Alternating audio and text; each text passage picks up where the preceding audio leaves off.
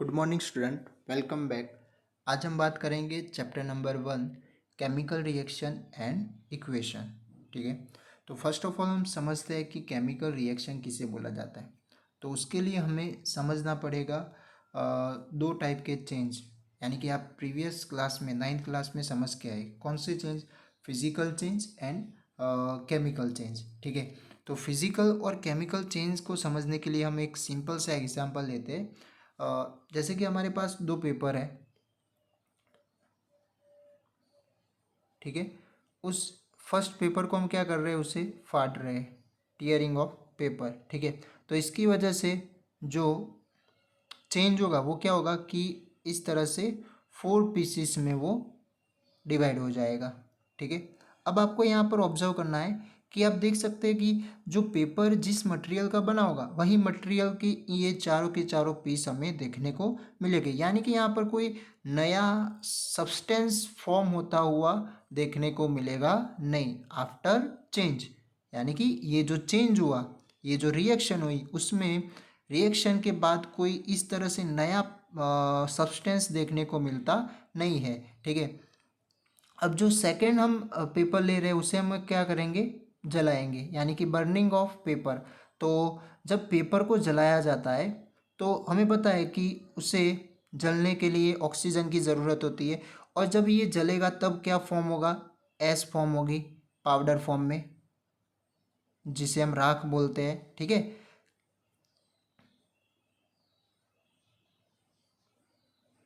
S and और क्या produce होगा, तो स्मोक। और क्या प्रोड्यूस होगा, स्मोक। ठीक है। तो अब ये जो सेकंड जो एक्टिविटी हुई और जो फर्स्ट जो एक्टिविटी हुई, तो उनमें से आप समझ सकते हैं कि जो सेकंड वाली एक्टिविटी हमने की बर्निंग ऑफ पेपर, तो उसमें कुछ नए सब्सटेंस फॉर्म हो रहे हैं। ठीक है। तो ऐसे रिएक्शन जहाँ पर रिएक्शन के बाद क्या हो रहे हैं, कुछ नए सब्सटेंस हमें फॉर्म होते हुए देखने को मिले, और उसके साथ साथ कुछ उनकी प्रॉपर्टी भी पहले के कंपेयर क्या हो गई हो, चेंज हो गई हो। ठीक है। तो इस तरह के चेंज को या फिर इस तरह के रिएक्शन को क्या बोला जाएगा, केमिकल रिएक्शन। ठीक है। तो जो बर्निंग ऑफ पेपर है वो कौन सा चेंज हो जाएगा, केमिकल चेंज हो जाएगा। ओके। और जहाँ पर भी केमिकल चेंज हो रहा हो तो उसका मतलब वहाँ पर केमिकल रिएक्शन हो रही है। ये बात आपको याद रखना है कि या फिर वहाँ पर वो बात तय है। ठीक है। तो ये बात थी यहाँ पर केमिकल चेंज किसे बोला जाता है। और अब आप ये जो फर्स्ट एक्टिविटी हमने की, जो कागज़ को क्या किया है, फाड़ा है, टीयरिंग ऑफ पेपर। ठीक है। तो उसकी वजह से 4 पीसीस में कन्वर्ट हुआ वो। और अब यहाँ पर कोई मटेरियल चेंज नहीं है। ठीक है। सिर्फ और सिर्फ उसकी साइज़ क्या हुई है, चेंज हुई है। ठीक है। छोटे छोटे टुकड़ों में वो बट गया है। ठीक है। हम वापिस उसे गम या फिर सेलो टेप से क्या कर सकते हैं, फिर से वही फॉर्म में हम उसे कन्वर्ट भी कर सकते हैं। तो इस तरह की जो चेंज होगी उसे क्या बोला जाएगा, physical change. It means physical change में कौन से फिजिकल प्रॉपर्टी इन्वॉल्व है, कौन से लाइक का उसकी अपीयरेंस है, उसका साइज है, शेप है। तो इस तरह के इनमें जो बदलाव आ रहा हो तो उसे क्या बोलेंगे, हम फिजिकल चेंज बोलेंगे। ठीक है। तो अब यहाँ पर हमें समझना है कौन सा चेंज, केमिकल चेंज। ठीक है।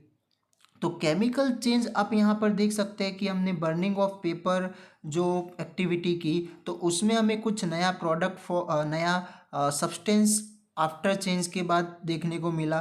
तो इस तरह की जो प्रोसेस हो रही हो, ठीक है, या फिर इस तरह की सिचुएशन कंडीशन क्रिएट हो रही हो, ठीक है, तो उसे हम क्या बोलेंगे, केमिकल चेंज वहाँ पर हो रहा है वैसा हम बोलेंगे। और जहाँ पर भी केमिकल चेंज होगा वहाँ पर केमिकल रिएक्शन फॉर्म हो रही है, ऐसा हम बोल सकते हैं। ठीक है।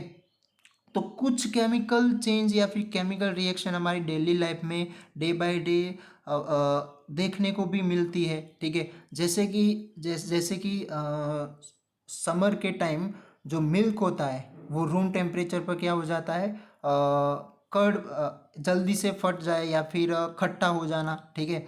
तो milk is left at room temperature during summer, तो वो क्या हो जाता है, खट्टा हो जाता है। अब ऐसा क्यों हुआ, तो हमें पता है कि जो जो कर्ड बनने के लिए एक बैक्टीरिया यूज़फुल है, जो कौन से है, लैक्टोबैसिलस, जो आप आगे भी प्रीवियस क्लास में भी पढ़ के आए कि जो लैक्टोबैसिलस नाम के जो बैक्टीरियाज होते हैं वो कर्ड बनने में हेल्प करते हैं। ठीक है, तो अब वहाँ पर वो एक खट्टापन सा आ गया, यानी कि कुछ नया प्रोडक्ट वहाँ पर बन गया है पहले के कंपेयर। ठीक है, रिएक्शन हुई उसके पहले कुछ उसका टेस्ट वगैरह, उसका प्रॉपर्टी वगैरह अलग था, और आफ्टर रिएक्शन भी अब क्या हो गया, कुछ नया प्रोडक्ट फॉर्म हुआ है। ठीक है, नया सब्सटेंस फॉर्म हुआ है। ठीक है, तो इसकी वजह से ये भी एक टाइप का क्या हो जाएगा, केमिकल चेंज हो जाएगा। ठीक है, फिर इसी के साथ साथ जो आयरन के जो मटेरियल्स होते हैं, जैसे कि यहाँ पर बात हुई है एन आयरन तवा पेन नील, तो वो हम एटमॉस्फेयर में खुला छोड़ देंगे, ह्यूमिड एटमॉस्फेयर में। ठीक है, तो वो क्या हो जाता है, रस्ट हो जाता है। ठीक है, तो जो रस्ट हो रहा है वो भी एक क्या है, वहाँ पर नया सब्सटेंस या फिर कुछ नया प्रोडक्ट वहाँ पर बन रहा है।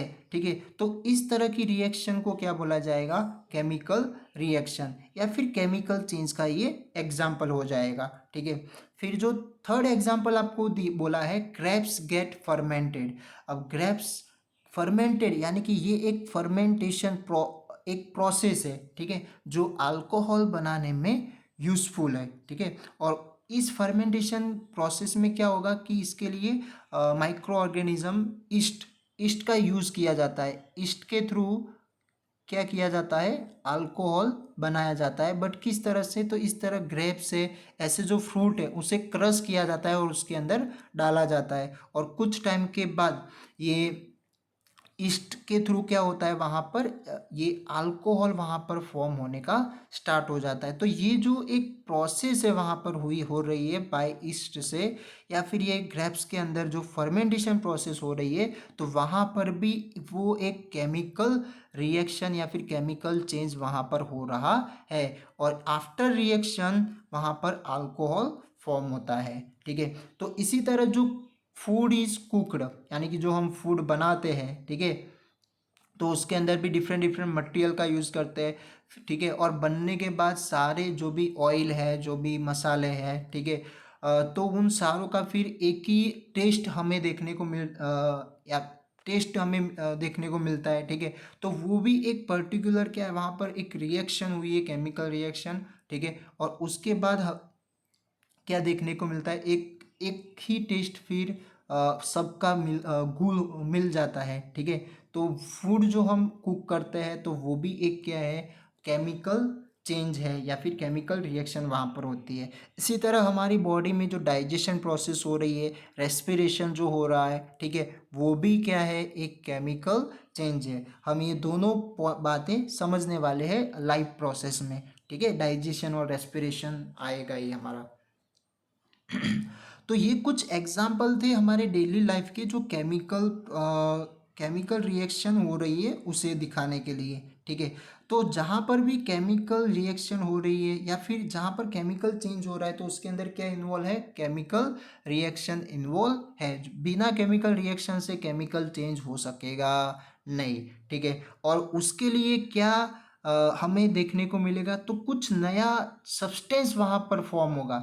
पहले कुछ और था, जब रिएक्शन नहीं हुई थी तब स्टार्टिंग में जो सब्सटेंस था उसके कंपेयर जो नया बना है वो कुछ क्या होगा, फुल्ली डिफरेंट होगा। तो इस तरह की जो रिएक्शन होगी उसे क्या बोलते हैं, केमिकल रिएक्शन। जैसे कि यहाँ पर आप देख सकते हैं कि generally is following situation daily life change are observe because in all the given situation nature and identity of initial substance have somewhat change, mean chemical change is responsible for the change in situation and identity of the substance।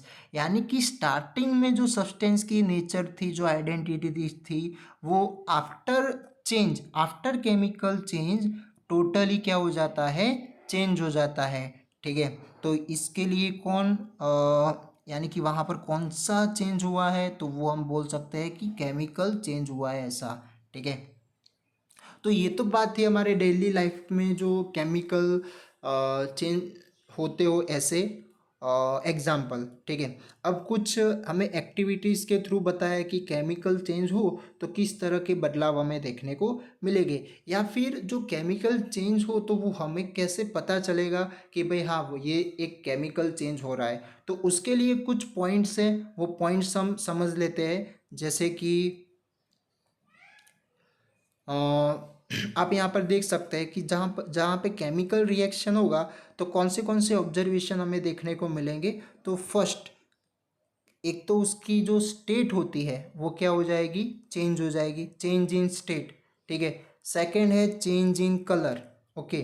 Third है evolution of gas, कोई भी gas कुछ reaction हो रही, मान लो कि x और Y substance हम क्या कर रहे हैं, रिएक्शन करवा रहे हैं, तो वहाँ पर कुछ गैस क्या होगी, रिलीज होगी, ठीक है। जो भी हो, हाइड्रोजन भी हो सकता है, कोई नाइट्रोजन भी गैस हो सकता है, ऑक्सीजन भी हो सकता है, ठीक है, एनीवे। तो इस तरह का कुछ गैस इवोल्यूशन वहाँ पर हो रहा हो तो भी हम क्या बता सकते हैं कि वहाँ पर केमिकल रिएक्शन हो रही है, ठीक है। फिर वहाँ पर टेम्परेचर भी चेंज हो सकता है, तो इस टाइम भी हम क्या कौन सी रिएक्शन बोल सकते हैं कि वहाँ पर केमिकल रिएक्शन हो रही है, ठीक है। तो चलो इसके लिए कुछ एक्टिविटीज़ हमें टेक्स्ट बुक में बताइए, वो ही क्लियर कर लेते हैं। जैसे कि फर्स्ट जो एक्टिविटी है उसमें आपको बोला है मैग्नीशियम की फॉइल। मैग्नीशियम की फॉइल को क्या किया जा रहा है, बर्न किया जा रहा है, उसे जलाया जा रहा है, ठीक है। तो वहाँ पर मैग्नीशियम को, अब आपको पता है कि जो मैग्नीशियम है, मैं यहाँ पर सिंबल के फॉर्म में लिख रहा हूँ, जो आप नाइन्थ में भी पढ़ के आए हैं कि मैग्नीशियम का सिंबल क्या होता है, Mg, ठीक है। और उसे किसके साथ जलाया जलाया जा रहा है, ऑक्सीजन के साथ। यानी कि ऑक्सीजन जो नेचर में एग्जिस्ट होता है वो कौन से फॉर्म में होता है, तो डाई एटॉमिक फॉर्म में, यानी कि एक मॉलिक्यूल के फॉर्म में एग्जिस्ट करता है, ओके। ये O2 एक क्या हो गया, मॉलिक्यूल, बट हम O के फॉर्म में दिखाएंगे तो वो क्या हो जाएगा, एक एटम हो जाएगा, ठीक है। तो जब मैग्नीशियम की फॉइल को ऑक्सीजन की प्रेजेंस में, यानी कि उसे जलाया जा रहा है, इट मीन्स कोई भी चीज़ को हम जलाएंगे तो वो किसकी प्रेजेंस में जलेगा, ऑक्सीजन की। विदाउट ऑक्सीजन से वो बर्न हो सकता नहीं है, ये बात आप दिमाग में सेट कर लो, ठीक है। कोई भी सब्सटेंस विदाउट ऑक्सीजन से बर्न होगा नहीं, उसे ऑक्सीजन की प्रेजेंस कंपलसरी चाहिए, ठीक है। तो यहाँ पर हम मैग्नीशियम की फॉइल को जला रहे हैं, इट मीन्स अब इसके साथ ऑक्सीजन रिएक्ट करने वाला है, ठीक है। तो इसकी वजह से जो रिएक्शन होने के बाद आफ्टर रिएक्शन क्या होगा, तो वहाँ पर कुछ हम एक तो जब वो जलेगा, यानी कि मैग्नीशियम की फॉइल जब जल रही होगी तो एक ब्राइट लाइट वहाँ पर हमें जलते वक्त देखने को मिलेगी, जो हमारे ऐसे इसे एक ही तरह देखना भी हमारे लिए हार्मफुल है, हमारे आई के लिए क्या है, हार्मफुल है, ठीक है। तो इस और उसके साथ साथ, यानी कि मेरा कहने का मतलब वो एक ब्राइट लाइट से जलता है, और उस जलने के बाद हमें उसके बाद कुछ नया सब्सटेंस देखने को मिलता है, कौन से फॉर्म में, एस के फॉर्म में, राख के फॉर्म में, ठीक है। और वो कौन सा होता है, तो वो होता है मैग्नीशियम ऑक्साइड, यानी कि MgO, ठीक है। तो ये जो मैग्नीशियम ऑक्साइड, ओके। अब देखो मैग्नीशियम ऑक्साइड मैंने कैसे लिखा, तो उसके लिए हमने पॉजिटिव आयन, नेगेटिव आयन, यानी कि नाइन्थ स्टैंडर्ड में हमने कैटायन और एनायन जो पढ़ लिए थे, ठीक है। तो उसमें मैग्नीशियम ऑक्साइड का फॉर्मूला, केमिकल फॉर्मूला हमने बनाना सीखा था अच्छे से, ठीक है। तो उसमें मैग्नीशियम का होता है +2, ठीक है। चलो इसका भी बता देता हूँ। मैग्नीशियम का क्या हो जाएगा, +2 होता था, +2।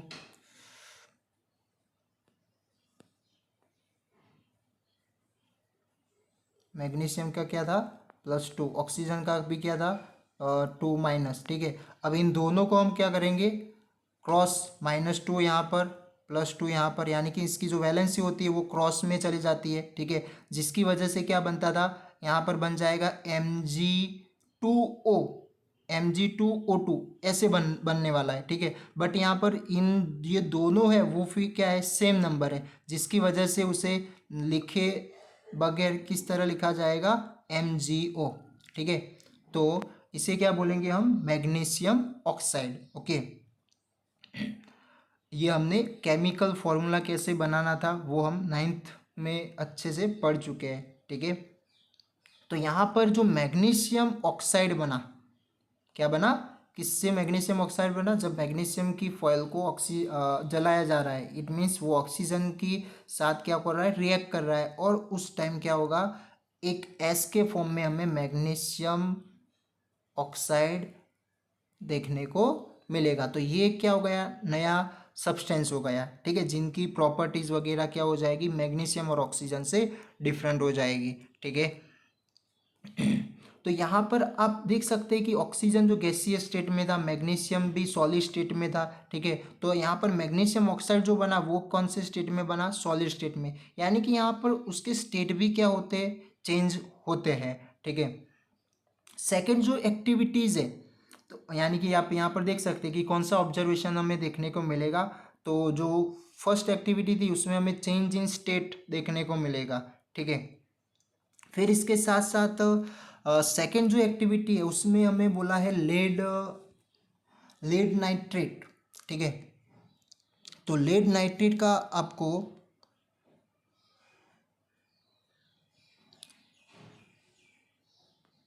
लेड नाइट्रेट,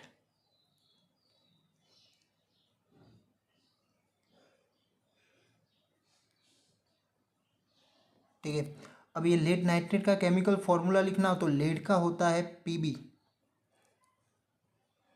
यानी कि उसके लिए आपका बन जाएगा Pb+2, और नाइट्रेट का होता था NO3-1, ठीक है। तो इसे क्रॉस करेंगे तो क्या हो जाएगा, PbNO3 ट्वाइस हो जाएगा, ठीक है, PbNO3 ट्वाइस, ओके। और इसके साथ साथ दूसरा जो उन्होंने सॉल्यूशन लिया है वो है पोटेशियम आयोडाइड, पोटेशियम आयोडाइड, यानी कि पोटेशियम का होता है K+, पोटेशियम का क्या होगा, K+, यानी कि मैं अभी आपको इसका केमिकल फॉर्मूला बनाने, यहाँ पर मैंने क्या बनाया, इनके केमिकल फॉर्मूला भी, पोटेशियम का K+ और आयोडाइड का क्या होगा, I-, ठीक है, यानी कि ये दोनों मोनो एटॉमिक आयन हो जाएंगे, ठीक है। तो इसकी वजह से अब इनका केमिकल फॉर्मूला क्या बन जाएगा, तो Ki, पोटेशियम आयोडाइड।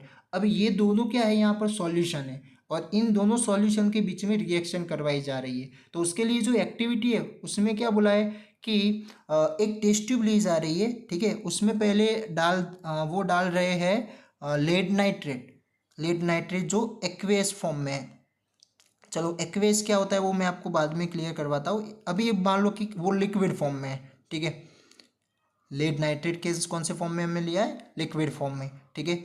अब यहाँ पर क्या किया जा रहा है, जो दूसरे टेस्ट ट्यूब में जो पोटेशियम आयोडाइड था वो क्या किया जा रहा है, इस लेड नाइट्रेट के अंदर डाला डाला जा रहा है, ठीक है, फ्यू ड्रॉप या फिर फ्यू क्वांटिटी में, ठीक है। तो इसकी वजह से आफ्टर रिएक्शन अब यहाँ पर जो देखने को मिलने वाला है वो क्या है कि ये हमें कुछ येलो कलर के अंदर इनसॉल्यूबल, इनसॉल्यूबल सब्सटेंस वहाँ पर फ्लोट हो रहा हो, इट मीन्स अंदर ही घूम रहा हो, या फिर बॉटम में सेटल हो हो गया हो, ऐसा हमें देखने को मिलेगा।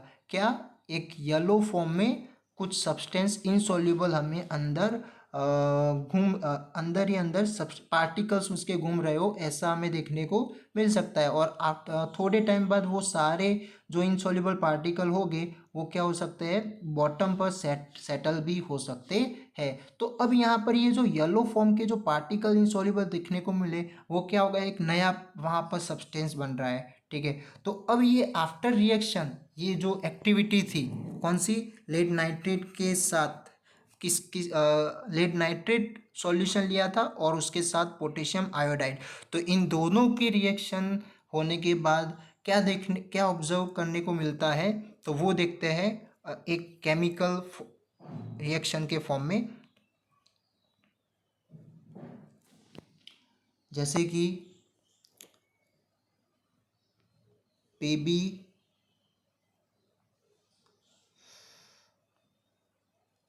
PbNO3 twice plus Ki, potassium iodide, और उसके थ्रू क्या मिलेगा हमें, PbI2, यानी कि लेड आयोडाइड। ठीक है, तो नया सब्सटेंस एक ये मिला लेड आयोडाइड, और उसके साथ साथ दूसरा जो सब्सटेंस वहाँ पर बन रहा है वो कौन सा है, KNO3, यानी कि पोटेशियम नाइट्रेट।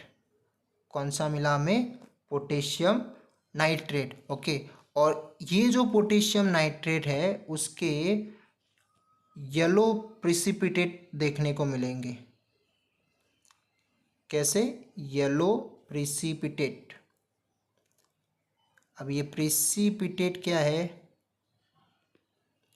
पिटेट। ठीक है, प्रिसिपिटेट, प्रिसिपिटेट इट मीन्स जो मैंने अभी बोला कि इनसॉल्यूबल पार्टिकल्स वहाँ पर मूव हो रहे हो, यानी कि घूम रहे, या फिर बॉटम में सेटल होते हो, ऐसे हमें देखने को मिलेगा आफ्टर रिएक्शन। तो वो जो इनसॉल्यूबल सॉलिड सब्सटेंस है, ठीक है, उसे क्या बोलेंगे, इस प्रेसिपिटेट बोलेंगे, वो जो फॉर्म हुए हैं, ठीक है, आफ्टर रिएक्शन जो फॉर्म हुए हैं, ठीक है, तो उसे हम क्या बोलेंगे, प्रेसिपिटेट। और वो कौन से कलर के थे, येलो कलर के, इसकी वजह से यहाँ पर बोला है येलो प्रेसिपिटेट। जो किसके फॉर्म हुए हैं, पोटेशियम नाइट्रेट के, KNO3।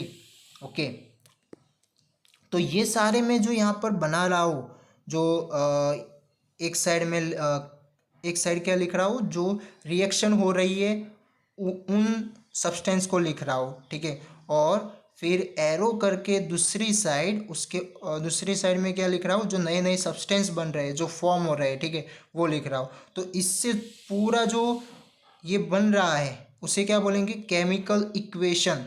इसे हम क्या बोलेंगे, केमिकल इक्वेशन। अभी भी इसके अंदर थोड़े बाकी, यानी कि इसे बैलेंसिंग कैसे किया जाता है, उसमें सॉलिड जो स्टेट है, स्टेट कौन सी है, वो भी उसके अंदर इन्वॉल्व करना पड़ता है। तो वो हम नेक्स्ट टॉपिक में देखने वाले हैं कि केमिकल इक्वेशन किस तरह से लिखा जाता है। ठीक है, अभी जस्ट यहाँ पर एक्टिविटी के थ्रू जो इक्वेशन बन रहा है वो क्या बनेगा, कौन से सब्सटेंस फॉर्म हो रहे हैं, वो समझना के ट्राई करना है आपको। अभी इसमें से शॉर्ट क्वेश्चन के फॉर्म में आ सकता है कि भाई lead nitrate and potassium iodide के बीच में जो रिएक्शन होती है, तो इसकी वजह से कौन से यानी कि जो प्रेसिपिटेट देखने को मिले वो कौन सा सब्सटेंस था, तो वो क्या लिख सकते हैं हम, पोटेशियम नाइट्रेट।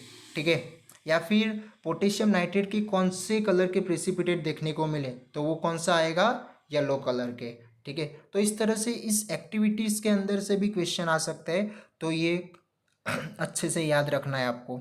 नेक्स्ट जो एक्टिविटी थी, थर्ड एक्टिविटी, वो कौन सी है कि जो जिंक एक मेटल है, मेटल को एसिड के साथ रिएक्ट करवाया जा रहा है।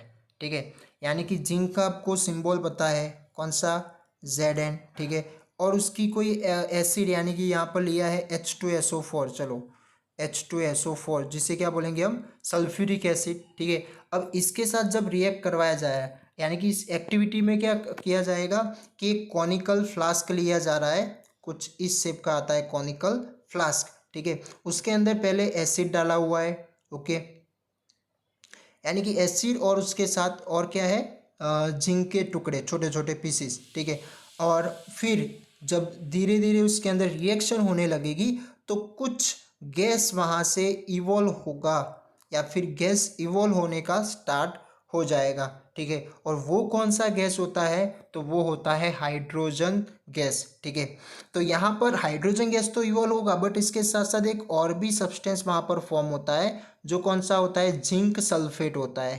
कौन सा होता है, जिंक सल्फेट, और उसके साथ साथ H2 हाइड्रोजन गैस भी इवॉल्व होता है। और उसके साथ साथ ये कॉनिकल फ्लास्क भी क्या हो लगेगा हमें, गर्म हुआ है ऐसा लगेगा। इट मीन्स इस रिएक्शन में, इस केमिकल रिएक्शन में हमें हीट की भी महसूस ही होती है। ठीक है, यानी कि इस कॉनिकल रिएक्शन कॉनिकल फ्लास्क को हम टच करेंगे तो वो हमें कैसा महसूस होगा, गर्म महसूस होगा। तो क्यों, क्योंकि वो रिएक्शन में हीट प्रोड्यूस हो रही है इसकी वजह से। ठीक है, तो ये जो रिएक्शन थी वो आपको क्या बता रहा है कि भाई एक तो चेंज इन टेम्परेचर, तो ये रिएक्शन से हमें पता चलेगा। फिर इवोल्यूशन ऑफ गैस, तो यहाँ पर गैस भी इवोल्यूशन हो रहा है, यानी कि ये एक केमिकल रिएक्शन है, ठीक है। चेंज इन कलर में देखना है तो वो हमने सेकंड जो एक्टिविटी देखी तो उसमें क्या था, चेंज इन कलर था। क्यों? क्योंकि जो येलो जो प्रेसिपिटेट जो पोटेशियम नाइट्रेट के हमें देखने को मिले थे तो वो क्या था, एक कलर ही सॉल्यूशन का क्या कर दिया, चेंज कर दिया। पहले बिफोर रिएक्शन क्या था, कलर कुछ और था, या फिर विदाउट कलरलेस था। ओके, क्योंकि दोनों आई थिंक जो सॉल्यूशन है potassium potassium iodide and lead nitrate, वो आई थिंक वो इन कलरलेस ही है, ठीक है। जब दोनों को ऐड किया, दोनों के साथ रिएक्शन हुई तो आफ्टर रिएक्शन क्या हुआ, येलो प्रेसिपिटेट हमें देखने को मिले। इट मीन्स कलर वहाँ पर प्रेसिपिटेट देखने को मिले, ठीक है। कभी कभार ये कलर है, यानी कि कलर भी पूरा सॉल्यूशन का क्या होगा, चेंज हो जाएगा। पहले टेस्ट ट्यूब में जब आप रिएक्ट करवा रहे थे उस टाइम कुछ अलग कलर था, और आफ्टर रिएक्ट कलर क्या हो गया होगा, चेंज हो गया होगा। तो ऐसे भी कुछ केमिकल रिएक्शन होते हैं, ठीक है। यहाँ पर एक एक और भी टॉपिक आप ऐड कर सकते हैं कि प्रेसिपिटेट फॉर्म होना, फॉर्म प्रेसिपिटेट। ओके, तो जो इनसॉल्युबल सॉलिड सब्सटेंस है उसे क्या बोला जाएगा, प्रेसिपिटेट बोला जाएगा, ठीक है। तो ये कुछ ऑब्जर्वेशन था जो केमिकल रिएक्शन होगा तब हमें देखने को मिलेगा। ओके, अब ये केमिकल रिएक्शन किस तरह से लिखा जाता है, केमिकल इक्वेशन, जैसे कि यहाँ पर मैंने ये सब लिखा है तो उसी के बारे में अब थोड़ी बात कर लेते हैं उसके टॉपिक में। तो देखते हैं कि राइटिंग अ केमिकल इक्वेशन, तो वो किस तरह से लिखेंगे, प्रॉपर मेथड उसकी क्या है, क्यों लिखा जाता है। तो इस तरह, जैसे कि मैग्नीशियम, अब जैसे कि मैग्नीशियम की रिबिन को हमने जलाया तो उसे इस तरह बोलेंगे तो उसे लिखने का क्या है, एक लंबा चौड़ा स्टेटमेंट हो जाएगा उसका, ठीक है।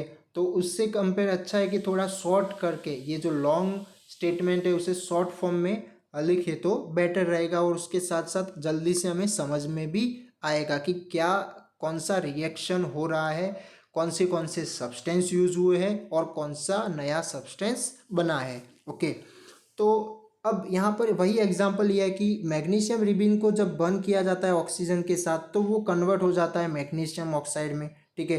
तो अब ये केमिकल रिएक्शन यहाँ पर हुई है, और ये लिखना भी कैसा हो जाएगा, क्वाइट लॉन्ग हो जाएगा। तो उसे शॉर्ट में कैसे हम लिख सकते हैं, तो उसके लिए एक सिंपल वे है word equation, the form of word equation. पहले वर्ड इक्वेशन के बारे में बात है, चलो वो कर लेते हैं।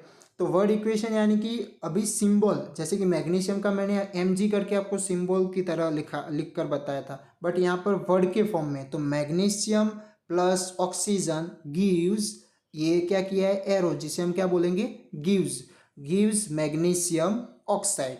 ओके, तो यहाँ पर ये जो रिएक्शन जिसके थ्रू हो रही है तो उसे हम क्या बोलेंगे, रिएक्टेंट बोलेंगे। और जो रिएक्शन होने के बाद जो नया सब्सटेंस बन रहा है उसे हम क्या बोलेंगे, प्रोडक्ट। तो प्रोडक्ट किस साइड होता है, राइट साइड देखने को मिलेगा, किसके कंपेयर, एरो के कंपेयर, ठीक है। और जो रिएक्टेंट होते हैं वो एरो के लेफ्ट साइड होते हैं, ठीक है। और एरो की जो एरो का जो हेड है या फिर एरो की जो डायरेक्शन है वो कौन सी डायरेक्शन में दिखाएंगे हम, प्रोडक्ट की डायरेक्शन में, यानी कि वो उस साइड रिएक्शन हो रही या फिर उसके थ्रू नया प्रोडक्ट जो बना वो मैग्नीशियम ऑक्साइड है। ओके, यानी कि वो एक डायरेक्शन, एरो क्या बताता है, रिएक्शन की डायरेक्शन बताता है, ठीक है।